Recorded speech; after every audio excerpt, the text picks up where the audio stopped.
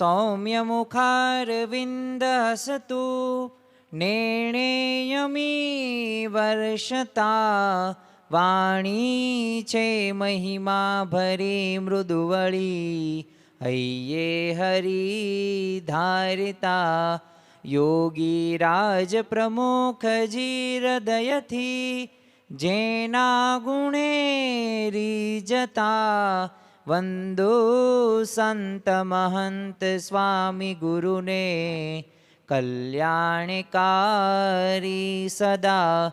શ્રી સ્વામિનારાયણ ભગવાનની જય. અક્ષર પુરુષોત્તમ મહારાજની જય. ગુણાતીતાનંદ સ્વામી મહારાજની જય.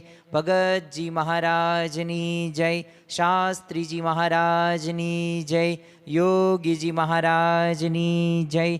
પ્રમુખ સ્વામી મહારાજની જય. પ્રગટ ગુરુ હરિ મહંત સ્વામી મહારાજની જય. સુરત અક્ષરધામ મહોત્સવની જય. દરેક દિવ્ય હરિભક્તોને યોગી જયંતીના જય સ્વામી નારાયણ. આજનો પવિત્ર દિવસ એટલે કે બ્રહ્મ સ્વરૂપ યોગીજી મહારાજનો એ જન્મ જયંતીનો દિવસ. તો આજના દિવસે આપણે બ્રહ્મ સ્વરૂપ યોગીજી મહારાજ કે જેમના જીવન ભાવના હતી, જીવન સૂત્રો હતા કે બીજાના ભલામાં આપણું ભલું, ભગવાન ભજી લેવા, ખરેખર એ બોલ્યા નથી પરંતુ એમના જીવનની અંદર આપણને ચરિતાર્થ થતું જોવા મળે છે. પરંતુ આ યોગી જયંતી તો દર વર્ષે આવે જ છે, પરંતુ સાચા અર્થની અંદર આ યોગી જયંતી આપણે ક્યારે ઉજવી કહેવાશે કે જ્યારે એમના જીવનની અંદર તેઓ જેવી રીતે ગુરુ ભક્તિમાં પોતે લીન હતા, એમની પાસે જે અમૂલ્ય સૂત્રો હતા એ શાસ્ત્રીજી મહારાજને એઓએ રાજી કરેલા અને ખરેખર ભગવાન પરાયણ એમનું જીવન આખું જોવા મળતું. તો એવા જ તે પ્રસંગો આજના દિવસે આપણે જોવા છે અને એવા 6 અમૂલ્ય સૂત્રો વિશે જોવું છે જે યોગીજી મહારાજે એ સાંગપાંગ એમના જીવનમાં આપણને જોવા મળે છે. અને પ્રસંગો દ્વારા આપણા જીવનની અંદર પણ આપણે પણ એ ગુરુ ભક્તિના અમૂલ્ય સૂત્રો આપણે જીવનમાં ઉતારવાના છે અને વર્તમાન કાળે મહંત સ્વામી મહારાજને પણ એવી જ રીતે એ પુષ્પોથી આપણે વધાવવાના છીએ. આમ તો શ્રી હરિચરિત્રામૃત સાગર ગ્રંથની અંદર ભગવાન સ્વામિનારાયણ ગુરુ વિશે શું કહે છે કે ગુરુના વચનમાં એવો પ્રતાપ રહ્યો છે ને કે એમના વચને જીવના અનંત જન્મોના પાપ છૂટે છે અને જીવ ભવ સાગરને તરી જાય છે. આમ તો અનંત જન્મોથી આ જન્મ મરણના ચક્રમાં આપણે ગોળ ગોળ ફરીએ છીએ અને આ ભવ રોગ આપણને લાગુ પડ્યો છે. હવે આ જ જન્મે આપણે એકાંતિક ધર્મ સિદ્ધ કરીને બ્રહ્મરૂપ થઈને પરબ્રહ્મની ભક્તિ કરવી છે. એ આપણો સૌ કોઈનો એક ઉદ્દેશ છે, લક્ષ્ય છે અને એના માટે જ તે આપણે સત્સંગ કરીએ છીએ અને એના માટે જ તે યોગી જયંતી હોય કે ભગતજી મહારાજની જયંતી હોય કે સ્વામિનારાયણ ભગવાનની જયંતી હોય એ આપણે ભાવપૂર્વક આપણે ઉજવીએ છીએ. પરંતુ સાચા અર્થની અંદર આ ભવસાગરમાંથી તરવા માટે જો આ સંસાર છે સુખ દુઃખનો દરિયો, તેમાં તરી શકે કોઈક જ તરિયો. પ્રમુખ સ્વામી મહારાજ ઘણીવાર આવું બોલતા અને અનંત જન્મોના પાપ છોડવા માટે ગુરુના વચનમાં વિશ્વાસ રાખવાનો છે, કારણ કે એમના વચનમાં જ એવો પ્રતાપ છે. તમે જો સત્યકામ જાબાલીન કે જે ગુરુ પાસે બ્રહ્મ વિદ્યા શીખવા માટે જાય છે અને ગાયો ચરાવવાનું કીધું 400ની 1000 થાય પછી જ આવશે, પછી જ તને બ્રહ્મ વિદ્યા મળશે. અને જો એના વચનમાં વિશ્વાસ રાખ્યો અને 1000 થઈ તો એમને એને બ્રહ્મ વિદ્યા મળી ગઈ. એક ગુરુના વચનમાં વિશ્વાસ રાખ્યો, આજ્ઞાનું પાલન કર્યું, તેમાં જ તે એકલવ્ય તમે જુઓ કે પોતે અર્જુન કરતા શ્રેષ્ઠ ધનુર્ધર બની જ ગયો હતો. દ્રોણાચાર્યના એ વચનમાં એને વિશ્વાસ કે એવા ભાવથી એને ભક્તિ કરી અને ગુરુ તરીકે સ્વીકાર્યા. ભરે દ્રોણાચાર્ય પોતે શીખવાડ્યું નહોતું પણ એમની મૂર્તિનું દરરોજ પૂજા અર્ચના એ સેવા કરતા હતા અને જો એકલવ્ય એ પોતે શ્રેષ્ઠ બને છે તો ખરેખર વચનમાં વિશ્વાસ રાખીને જો આપણે મંડ્યા પડીએ ને તો અવશ્ય આપણે પણ એવી સ્થિતિ સુધી પહોંચીએ છીએ. આમ તો ગુરુનો અપરંપાર મહિમા છે અને એવા તે મહિમાવંત ગુરુ હતા યોગીજી મહારાજ. પરંતુ આજે આપણે ગુરુ યોગીજી મહારાજની તે વાત નથી કરવી, વાત કરવી છે આપણે એક શિષ્ય યોગીજી મહારાજની, એક આદર્શ શિષ્ય યોગીજી મહારાજની.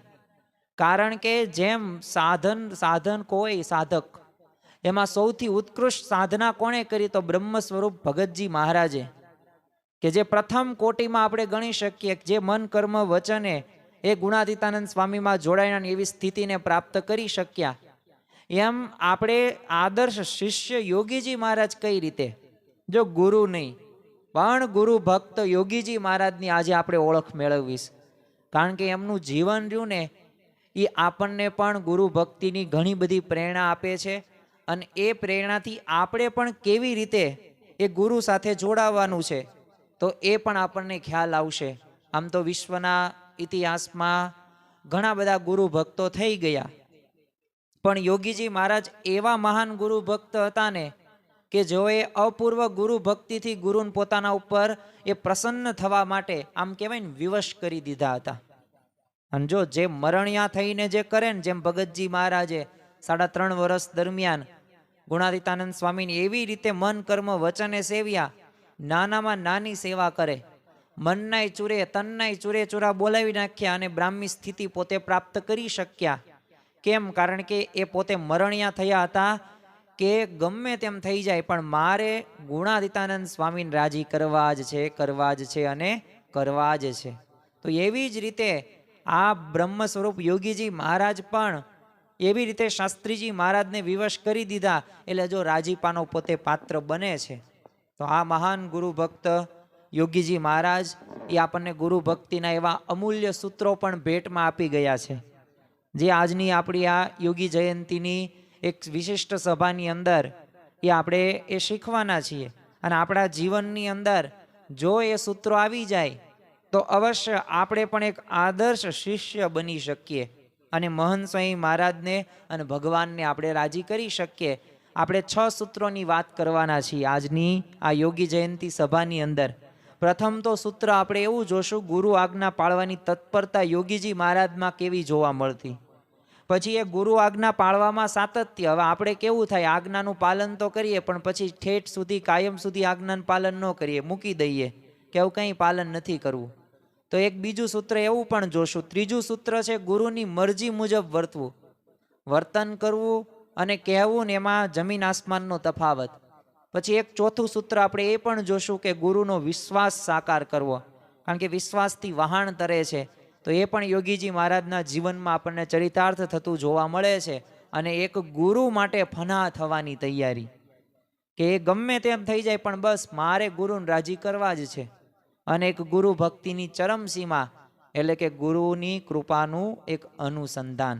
તો આવા 6 સૂત્રો આજની આ યોગી જયંતીની સભાની અંદર આપણે સૌ કોઈ એવા પ્રસંગો સાંભળવાના છીએ, સાથે સાથે એમાંથી ઘણી બધી પ્રેરણાઓ પણ પ્રાપ્ત કરવાના છીએ. પ્રથમ જ તે સૂત્રની આપણે વાત કરીએ તો એ છે ગુરુ આજ્ઞા પાળવાની તત્પરતા. જ્યારે પણ આપણને કોઈક આદેશ કરવામાં આવે કે કંઈક સૂચન કરવામાં આવે ને ત્યારે આપણને ગમતું નથી, પરંતુ જો આ યોગીજી મહારાજ કંઈક અલગ જોવા મળતા. કારણ કે યોગીજી મહારાજે એકવાર કહેલું કે અમે શાસ્ત્રીજી મહારાજ સાથે રહેતા ત્યારે તેઓ જેમ કહે ને એમ કરીએ. જમતા હોય ને તો શાસ્ત્રીજી મહારાજ જોગી કહીને બોલાવે ને તો તરત આમ કોળિયો મૂકીને ઊભા થઈ જઈએ. પ્રદક્ષિણા કરવાનું કહે ને તો તરત પ્રદક્ષિણા કરીએ. અરે માળા કરવાનું કહે ને તો એમ માળા ફેરવીએ.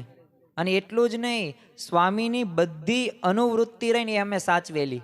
અને અમે 40 વર્ષ દાખલો કર્યો ત્યારે શાસ્ત્રીજી મહારાજની દ્રષ્ટિ એ પડી ગઈ. વિચાર તો કરો, 40 વર્ષ સુધી એક ધારી ગુરુની પ્રત્યેક આજ્ઞા એ યોગીજી મહારાજે અદ્ધર ઝીલી છે. અને એના પરિણામે એમની ગુરુની એ કૃપા દ્રષ્ટિ એમના ઉપર પ્રાપ્ત થયેલી હતી. એકવાર શાસ્ત્રીજી મહારાજ અમદાવાદમાં આંબલીવાળી પોળની અંદર વિરાજમાન હતા. તો ત્યારે પ્રભાશંકર પંડ્યા નામના એક છે ને હરિભક્ત, હવે શાસ્ત્રીજી મહારાજના દર્શન કરવા માટે આવેલા. એટલે શાસ્ત્રીજી મહારાજે તેમને આશીર્વાદ આપ્યા અને કીધું, પંડ્યા જાઓ જોગી પાસે વાતો શીખજો. તે બહાર નીકળતા ઉમરામાં જ યોગીજી મહારાજ એમને સામા મળ્યા. હવે શાસ્ત્રીજી મહારાજે તેમને કીધેલું જોગી પાસે વાતો શીખજો. એટલે પંડ્યા સાહેબે શું કીધું કે શાસ્ત્રીજી મહારાજે મને તમારી પાસે વાતો શીખવાનું કીધું છે. તે યોગીજી મહારાજ તો કોઈક કામ માટે જતા હતા, પણ આ વાત સાંભળી એટલે તત્કાળ પોતે ઉમરા ઉપર બેસી ગયા અને કરોડ કામ એ વાત બોલવા લાગ્યા અને પ્રભાશંકર કહે કે હમણાં ને હમણાં ક્યાં કહ્યું છે, પછી આપણે નિરાંતે આવીશ. તે યોગીજી મહારાજ કે ના ના, ગુરુની આજ્ઞા છે ને એમાં વિલંબ ન કરાય, આજ્ઞા તો તત્કાળ પાળવી જોઈએ. તો જો એવી રીતે યોગીજી મહારાજે શાસ્ત્રીજી મહારાજની આજ્ઞા તત્કાળ પાળેલી. હવે શાસ્ત્રીજી મહારાજે એવું નહોતું કહ્યું કે અત્યારે ને અત્યારે એક પણ મિનિટનો સમય બગાડતા નહીં અને યોગીજી મહારાજ પાસે વાતો શીખવા જાઓ અને વાતો તરત કરશે. પણ જો ગુરુની આજ્ઞા એ પાળવામાં તત્પરતા કેટલી દર્શાવી એ આપણને આ પ્રસંગ દ્વારા આપણને ખ્યાલ આવે. યોગીજી મહારાજે એ આપેલ ગુરુ ભક્તિનું બીજું સૂત્ર એટલે કે ગુરુ આજ્ઞા પાળવામાં સાતત્ય. આમ તો સમાજની અંદર જ્યારે પણ કંઈક આપણને સૂચન કરવામાં આવે અથવા શિક્ષક કોઈક વિદ્યાર્થીને કંઈક હોમવર્ક કે કંઈક વાંચન કે કંઈક સારો એવી સલાહ આપે ને ત્યારે વિદ્યાર્થી હોય ને 1-2 દિવસ એનું પાલન કરે, પણ સતત એનું પાલન કરતા નથી. પરંતુ તમે જુઓ કે યોગીજી મહારાજ એ પોતે ગુરુ આજ્ઞા પાળવામાં સાતત્ય એવું એમને રાખેલું. થોડાક આપણે પ્રસંગો દ્વારા સમજવાનો પ્રયત્ન કરીએ. સંવંત 1993માં શાસ્ત્રીજી મહારાજે યોગીજી મહારાજને એકવાર કીધેલું કે આ દરબારોની સરભરા તમારે કરવાની. હવે ખાલી આટલી જ તે આજ્ઞા કરેલી. તે ત્યારે યોગીજી મહારાજે તરત સેવા ઉપાડી લીધી. તે દરબારોને તો આગ્રહપૂર્વક ગરમા ગરમ ફૂલકા રોટલી જમાડે, આસન પાથરી દે, પાછું ઊને પાણીએ નવરાવે. ઘણી વખત તો છે ને લુગડાય તે યોગીજી મહારાજ એમના ધોઈ દે. એક વખત તો ગોંડલમાં ઘણા બધા દરબારોએ શાસ્ત્રીજી મહારાજને વિનંતી કરી કે આ યોગીજી મહારાજ સભામાં દેખાતા જ નથી, એમને કોઈક વખત તો સભામાં તમે બેસાડો. તો શાસ્ત્રીજી મહારાજે શું કીધું કે તમે ઊની રોટલી ખાવાનો સ્વાદ મૂકી દો તો જોગી સભામાં બેસે ને. વિચાર કરો કે કેટલી કલાકો સુધી એ પોતે ચૂલા પાસે રહેતા, રોટલી કરે, ભાખરી કરે, બાજરાના રોટલા કરે, શાક કરે, અને એટલું જ નહીં બધી પ્રકારની સેવા એ યોગીજી મહારાજ કરતા. યોગીજી મહારાજ કહેતા કે અમને શાસ્ત્રીજી મહારાજે એકવાર કહેલું કે તમારા રોટલા ઘડીને એ મજૂરને જમાડવા. તો 40 વર્ષ અમે રોટલા ઘડ્યા, ક્યારે અમને ફરી કહેવું પડ્યું નથી. હવે આપણને તો એકની એક વાત 10 દાન કહેવામાં આવે તોય તે આપણા જીવનમાં થોડોક પણ તલ માત્ર સુધારો નથી થતો. આપણને મહંત સ્વામીમાં જ આજ્ઞા કરે, પ્રમુખ સ્વામીમાં જે આજ્ઞા કરેલી ઘર સભાની, પ્રાપ્તિના વિચારની, નિત્ય પૂજાની રીતની, પણ છતાં પણ આપણે અભાવ ગુણ ઝેર સમાન છે, સમસુવદ ભાવની એકતા રાખવી, દિવ્ય ભાવ રાખવો, ગુણગ્રાહક દ્રષ્ટિ રાખવી, પણ આપણે બસ એક કાને સાંભળીએ ને બીજા કાને જવા દઈએ. પણ જો યોગીજી મહારાજના જીવન પ્રસંગો જોઈએ ને ત્યારે આપણને ખ્યાલ આવે કે કોઈ પણ આજ્ઞા સામાન્ય નથી. એ કોઈ પણ વચન એ એમનામ કહેવામાં આવતું નથી. 1970ની અંદર હવે લંડનથી પ્લેનમાં છે ને ભારત પાછા ફરતી વેળાએ પ્લેન થોડા સમય માટે છે ને બેરુત એરપોર્ટ ઉપર ઊભું રહ્યું. હવે ત્યાં પાણી વગર ગળું શોષે ને એવી અસહ્ય ગરમી હતી. એટલે યોગીજી મહારાજે લંડનથી પ્લેનમાં બેઠા પછી કોઈ જ ખાધું કે પીધું નહોતું. એટલે બધા સંતોએ યોગી બાપાને થોડું ફ્રૂટ લેવા સમજાવ્યા, પણ તો યોગી બાપા જ માન્યા જ નહીં. એટલે પાણી પીવાનો આગ્રહ કર્યો તો યોગી બાપાએ પાણી પીવાની ના પાડી. તે બહુ આગ્રહ કર્યો ને એટલે યોગી બાપાએ થોડું પાણી છે ને કમ અને પીધું. તો ત્યારે નારાયણ ભગત એટલે કે વિવેક સાગર સ્વામી, હવે એમને પૂછ્યું કે બાપા આટલું બધું કેમ? એ યોગી બાપા કે શાસ્ત્રીજી મહારાજે અમને નિયમ આપ્યો છે કે મોટરમાં ગાડીમાં કંઈ ખાવું પીવું નહીં. તે અત્યાર સુધી સ્વામીની દયાથી પળાય છે. તમે વિચાર તો કરો, વર્ષો પહેલા એ ગુરુએ આપેલ નિયમમાં યોગીજી મહારાજે 80 વર્ષની ઉંમરે પણ ચૂક પડવા દીધી નહોતી. તો જો આવી સ્થિતિ આપણા જીવનની અંદર છે, અંતરદ્રષ્ટિ કરીએ તો ખ્યાલ આવે. તો આપણે આટલા બધા નિયમ ધર્મનું પાલન કરતા નથી. ખરેખર આ યોગી જયંતી સાચી રીતે ત્યારે જ આપણે ઉજવી કહેવાશે કે જ્યારે યોગી બાપાના જીવનની અંદર જે પ્રસંગો બન્યા છે ને એ પ્રસંગો એ આપણા જીવનની અંદર પણ આપણે ઉતારવાના છે, પ્રેરણા લેવાની છે. ત્રીજું સૂત્ર છે ગુરુની મરજી મુજબ વર્તવું. આજે જો બધાય તે મન ફાવે મન ગમે ને એવી જ રીતે પોતે વર્તન કરે છે. પણ જો યોગીજી મહારાજ કહેતા કે અમે શાસ્ત્રીજી મહારાજના જ મનનું ધાર્યું કર્યું છે, પણ આપણા મનનું ધાર્યું કર્યું જ નથી. એટલે સ્વામી અતિશય રાજી થયા ને દર્શન દે છે. એકવાર શાસ્ત્રીજી મહારાજે આંબલીવાળી પોળમાં રામચંદ્રભાઈને કીધેલું કે જોગી મહારાજને બહાર જાઓ એમ કહેવું ન પડે, આમ ઈશારામાં સમજી જાય. અને બીજાને તો જાવ કહીએ ને તોય સંતાપ, ને ના કહીએ તોય સંતાપ. અને જોગી તો મરજી સાચવનારા. વિચાર કરો, શાસ્ત્રીજી મહારાજ યોગીજી મહારાજ પ્રત્યે બોલે છે તો એમને જોયું હશે, એમને અનુભવ્યું હશે. અને એ યોગીજી મહારાજના જીવનની અંદર એ હશે ને ત્યારે જ શાસ્ત્રીજી મહારાજ આવું બોલેલા હશે. તો ખરેખર આપણા જીવનની અંદર પણ આપણે પણ આવી જ રીતે એ ગુરુની એ મરજી હોય એ પ્રમાણે વર્તન કરવાનું છે. અને એમને ગમે એવું વર્તન આપણે કરીશું તો અત્યંત રાજીપો પ્રાપ્ત થશે. બીજું ચોથું એક સૂત્ર એ પણ છે, ગુરુનો વિશ્વાસ સાકાર કરવો. આજે જો વિશ્વાસ સાકાર કરવો ને એ કંઈ સામાન્ય બાબત ન કહેવાય. કારણ કે વિશ્વાસથી વહાણ તરે છે. પતિ પત્ની વચ્ચે પણ એ પ્રશ્ન થાય ને એનું મૂળ કારણ શું છે? વિશ્વાસનો અભાવ. પણ જો યોગી બાપાને એ ગુરુ પ્રત્યે શાસ્ત્રીજી મહારાજનો એ વિશ્વાસ કેવો એમને સાકાર કરેલો. તો આમ તો મા બાપ તો કહે કે મારો દીકરો બહુ હોશિયાર, પહેલો નંબર લાવશે, એ તો મા બાપનો પ્રેમ છે. પણ એ શબ્દોને સાકાર કરવા માટે પુરુષાર્થ કરીને દીકરો પ્રથમ નંબર લાવે તો મા બાપનો પ્રેમમાં વિશ્વાસનું તત્વ ભળે. અને દીકરો કાયમ પુરુષાર્થ કરીને આ વિશ્વાસને જાળવી રાખે ને ત્યારે મા બાપનો વિશ્વાસ એને સાકાર કર્યો કહેવાય. બાકી એક વખત આવી જાય ને એક વખત કીધું મારો દીકરો હોશિયાર નંબર લાવશે, એક વખત લાવીએ ને પછી 9 વર્ષની અંદર એકેય વખત નંબર ન લાવીએ તો એ વિશ્વાસ સાકાર કર્યો ન કહેવાય. સ્વયંસેવક તરીકે આપણા કાર્યકર આપણને સેવા કંઈક સોંપે, આપણા ઉપર વિશ્વાસ મૂકે કે આ કાર્ય સારી રીતે પાર પાડશે જ તે. હવે એ વિશ્વાસને સાકાર કરે ને એને ખરો સ્વયંસેવક કહેવાય. દર્દી હોય ડૉક્ટર ઉપર વિશ્વાસ મૂકે કે મન સાજો કરશે જ તે, તો એ વિશ્વાસને સાકાર કરે ને એને સાચો ડૉક્ટર કહેવાય. એ જ રીતે એ ગુરુ જ્યારે શિષ્ય ઉપર જ્યારે વિશ્વાસ મૂકે ને કે આ શિષ્ય મારી આજ્ઞા પાળશે જ તે, ત્યારે પોતાના દેહની ગણના કર્યા વિના, થાકની પરવા કર્યા વિના એ વિના મંડી પડે ને ગુરુનું કાર્ય સોંભાળે ને તો એને સાચો શિષ્ય કહેવાય. અને એ જ એની ગુરુ ભક્તિ કહેવાય. અને એવી યોગીજી મહારાજની એ આદર્શ ગુરુ ભક્ત પોતે હતા. સારંગપુરમાં એક રાતે બધાય છે ને ગાઢ નિંદ્રામાં હતા. તે એવામાં છે ને ચોગાનમાં ઢોલિયા ઉપર સુતેલા શાસ્ત્રીજી મહારાજ જાગી ગયા. જોયું ને તો 70-75 ભક્તોનો સંઘ. હવે શાસ્ત્રીજી મહારાજે બેઠા થતા પૂછ્યું કે આવો, અત્યારે ક્યાંથી તમે આવ્યા?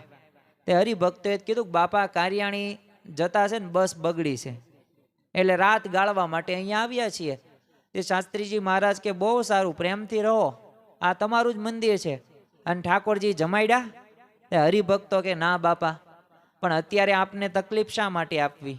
હવે આ રાતનો 1:30 તો વાગ્યો છે. તે શાસ્ત્રીજી મહારાજ હસતા હસતા શું કીધું કે અમારે સાધુને વળી તકલીફ શું હોય, આ તો ટાણાની સેવા કહેવાય. તે શાસ્ત્રીજી મહારાજને વિશ્વાસ હતો કે જોગીજી એક આ ભીડો ખમી શકશે. અને હરિભક્તોને જરા વાર બેસવા કહીને શાસ્ત્રી મહારાજ તો યોગીજી મહારાજના આસને એમને ઉઠાડવા માટે જાય છે. તે બાજુમાં ભગવત સ્વરૂપદાસના તે આસન નજીક આવ્યા. તે અંધારામાં સળવળાટ સાંભળીને છે ને એમને પૂછ્યું કે એ કોણ? તે શાસ્ત્રીજી મહારાજે કીધું કે એ તો મારે જોગીનું કામ છે. હરિભક્તો આવ્યા છે ને એટલે જમાડવા જોઈશે ને. તે ભગવત સ્વરૂપ સ્વામીએ શાસ્ત્રીજી મહારાજનો અવાજ પારખ્યો ને કીધું કે દયાળુ, યોગી તો રાત્રે 1 વાગે માળા ફેરવીને સૂતા છે અને 3 વાગે તો હમણે જાગી જશે, અને બપોરે કોઈ દી સૂતા નથી, અને અત્યારે એમને થોડો આરામ મળે તો ઠીક. તે શાસ્ત્રીજી મહારાજ કે એ તો બધું હું જાણું છું, પણ ભગવત સ્વરૂપદા જોગી વિના મારું કોણ સોંભાળશે? અને શાસ્ત્રીજી મહારાજની વાણીમાં જો વિશ્વાસ હતો એટલે એમને કીધું કે અત્યારે તો જોગી જ મારી લાજ રાખે, માટે એમને જગાડવા દો. તે ભગવત સ્વરૂપ સ્વામી કે પણ હરિભક્તોને સવારે જમાડીએ તો? અને આ કાગ નિંદ્રાને હરણ ફડકો રાખતા યોગીજી મહારાજ તો આમ આટલા વાર્તાલાપ દરમિયાન છે ને પોતે જાગે નહીં એવું જ કેમ બને?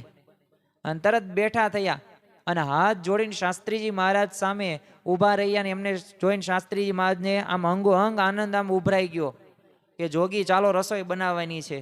અને તરત તે યોગીજી મહારાજે તો આમ જ્યાં શાસ્ત્રીજી મહારાજે કીધું ને અને કીધું ભલે સ્વામી. અને યોગીજી મહારાજ મધરાતે સેવા માટે આમ કછોટો વાળ્યો અને જોત જોતમાં તો એમને રસોઈ બનાવીને હરિભક્તોને પ્રેમપૂર્વક આમ જમાડી પણ દીધા. તો જો એ શાસ્ત્રીજી મહારાજને યોગીજી મહારાજમાં વિશ્વાસ હતો અને પૂરેપૂરો વિશ્વાસ હતો, એટલે એ વિશ્વાસને આધારિત એ સંપાદન કર્યું ને ત્યારે એ પોતે એવી સ્થિતિ સુધી પહોંચ્યા છે. બીજું એક પાંચમું સૂત્ર એ પણ છે, ગુરુ માટે ફના થવાની તૈયારી. તો ગુરુની આજ્ઞા પાલનની સાથે સાથે એક આ અગત્યનું ને મહત્વનું પાસું કહી શકાય.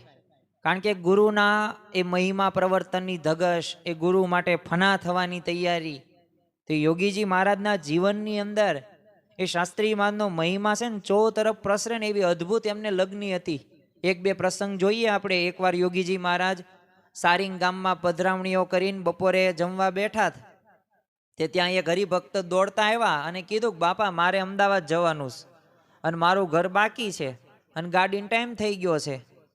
એટલે હજી તો આમ વાક્ય પૂરું ન થાય ને તે યોગીજીમાં તો ઊભા થઈ ગયા. તે મોટા સ્વામી બાજુમાં જ હતા, એ પોતે અકળાઈ ગયા અને કીધું કે તમે છે ને અત્યારે મેળ નહીં આવે. એક તો તારું ગામ છે છેવાડે અને અત્યારે આવીએ તો કેટલું મોડું થઈ જાય. અને તોય તે યોગી બાપા કે ના ના, એમનો ભાવ છે એટલે આપણે જવું જ છે. અને તરત તે યોગીજી મહારાજ તો પાક પહેરીને પોતે જાય છે અને સેવક સંતને લઈને પધરામણી કરવા માટે ગયા. તો જો એક ભક્તનું એમને સાચવ્યું. તો જો આ ખ્યાલ આવે કે ફના થવાની તૈયારી ગુરુ માટે. એકવાર સાવરકુંડલાથી નીકળીને યોગીજી મહારાજ સેંજણ પધારેલા, તો 15 પધરામણી કરી, ત્યાંથી સેલાણા થઈને ભામોદરા પધાર્યા. તો ત્યાં નગર યાત્રામાં ભાગ લઈને રાત્રે 1 વાગ્યે છે ને સાવરકુંડલા જવા નીકળેલા. તે રસ્તામાં પિયાવા ગામે હરિભક્તોએ કડકડતી ઠંડીમાં ઊભા હતા. તે એવો બોલ્યા કે 9 વાગ્યાથી ઊભા છીએ. હવે એમનો ભાવ જોઈને યોગી બાપા કે ઓહો, આટલો દાખલો કરીને ટાઢમાં ઊભા રહ્યો તો કેમ ન આવીએ. પછી તો ગામમાં જઈને 7 ઘર પધરામણી યોગી બાપાએ કરી અને રાત્રે 2:30 વાગ્યે સાવરકુંડલા પોતે પહોંચ્યા. તો જો આપણને ખ્યાલ આવે કે ખરેખર ક્યારેય તે યોગી બાપાએ રાત કે દિવસ કે એવો સમય જોયો નથી. જમવાનો પણ સમય નહીં, આરામનો પણ સમય નહીં. બસ અક્ષર પુરુષોત્તમ ઉપાસના, શાસ્ત્રીજી મહારાજનો મહિમા વધે, ભગવાનનો મહિમા વધે અને સાચું જ્ઞાન બધાને પ્રાપ્ત થાય. આ જ એમની જીવન ભાવના હતી. ઈસવીસન 1965માં અટલાદરામાં શાસ્ત્રીજી મહારાજનો શતાબ્દી મહોત્સવ ઉજવવાનું નક્કી થયેલું. તો એ નિમિત્તે છે ને યોગીજી મહારાજ ઠંડીમાં આમ ગામડે ફરતા હતા. એટલે ગામડે ન ફરે ને એના માટે બધા વિચાર કરતા હતા કે યોગીજી મહારાજ પોતે તરત તે જ્યાં એમને ખબર પડી કે આ બધા વિચાર કરે છે કે આપણે પધરામણી ન કરીએ, તરત અકળાઈને શું કીધું કે મારા ગુરુની જયંતી ઉજવાય અને હું કેમ બેસી રહું. હવે દિવસના 4 ગામ થતા, જમવાનો આરામનો કાંઈ સમય સચવાય નહીં. તો યોગી બાપા શું કે આ દેહ તો આંકડાના માંડવા જેવો છે, પણ શાસ્ત્રીજી મહારાજની દ્રષ્ટિથી ચાલે છે. તો જો આમ ગુરુ મહિમા એ પ્રસરાવાનો આવો ઉમંગ અને ઉત્સાહ રહ્યો ને યોગીજી મહારાજમાં જીવનમાં હતો. છેલ્લા વર્ષોમાં તે યોગીજી મહારાજની તબિયત ઘણી બધી તંદુરસ્ત હતી. એકવાર બીમાર અવસ્થામાં તેઓ કહે કે જો મહારાજ મને સાજો કરે ને તો રોજના 10 ગામડા ફરું અને આપણે તો આરામ કરવાનો વિચાર કરીએ. પણ જો યોગી બાપાના જીવનની અંદર આપણને આ જોવા મળે છે. અને છેલ્લું સૂત્ર એટલે કે 6થું સૂત્ર કે ગુરુ ભક્તિને એક ચરમ સીમા, એ ગુરુની કૃપાનું એ અનુસંધાન. આપણે ગમે તેવું સારું કરીએ અને ભગવાનનું અનુસંધાન નથી રાખી શકતા, પણ જો યોગીજી મહારાજને સદાય ગુરુ કૃપાનું અનુસંધાન રહેતું જ તે પોતે જે કંઈ છે એનું કારણ ગુરુની અકારણ કૃપા જ છે. અને એ ભાવના રહીને યોગીજી મહારાજને ગુરુ ભક્તિ યોગની એક ચરમ સીમા હતી.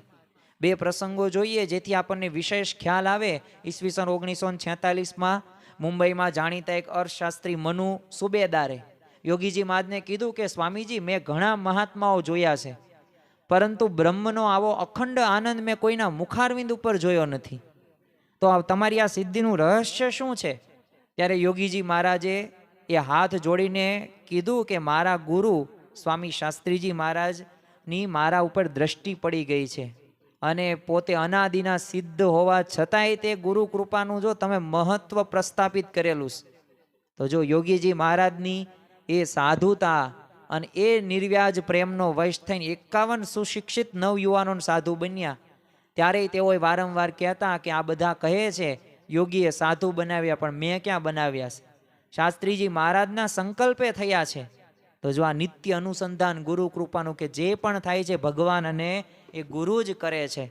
તો જો એ જ ગુણાતીત ગુરુ પરંપરા એ પ્રમુખ સ્વામી મહારાજમાં, અત્યારે વર્તમાન કાળે મહંત સ્વામી મહારાજમાં આપણને જોવા મળે છે. તો ખરેખર ગુરુની આજ્ઞા, એ અનુવૃત્તિનું અક્ષરશ પાલન અને ગુરુ માટે ફના થવાનો એ આજીવન ઉત્સાહ રહ્યો ને, એ ખરેખર યોગીજી મહારાજે આદર્શ એક ગુરુ ભક્તિનું ઉદાહરણ આપણી નજર સમક્ષ પૂરું પાડેલું છે. તો ખરેખર આ યોગીજી મહારાજના આ જીવન પ્રસંગો આપણા જીવનની અંદર આપણે આત્મસાત કરવાના છે. આપણે આ પ્રસંગોમાંથી પ્રેરણા પ્રાપ્ત કરવાની છે. અને જેમ યોગીજી મહારાજે શાસ્ત્રીજી મહારાજની દરેક આજ્ઞાનું પાલન કરેલું છે, તો એવી જ રીતે મન કર્મ વચને પ્રગટ ગુરુવરી મહંત સ્વામી મહારાજની પ્રત્યેક આજ્ઞામાં આપણે મન દઈને ઝંપલાવાનું છે. અને ગુરુનો મહિમા આપણે વિશ્વભરમાં પ્રસરે ને એ માટે ફના થવા માટે પણ એ તૈયાર થવાનું છે. તો ખરેખર એક આ ગુરુ ભક્તિના એક અમૂલ્ય 6 સૂત્રો એ આપણા જીવનની અંદર આજના દિવસે આપણે આત્મસાત કરીશું તો અવશ્ય જીવંત પર્યંત સુધી એમના વચનના પ્રતાપે, જેમ શરૂઆતમાં આપણે વાત કરી એમ ભગવાને સ્વામિનારાયણે કીધું કે ગુરુના વચનમાં એવો પ્રતાપ રહ્યો છે ને કે એમના વચને જીવના અનંત જન્મોનું પાપ છૂટે છે. અને આ જીવરોની ભવ સાગરમાં તરી જાય છે.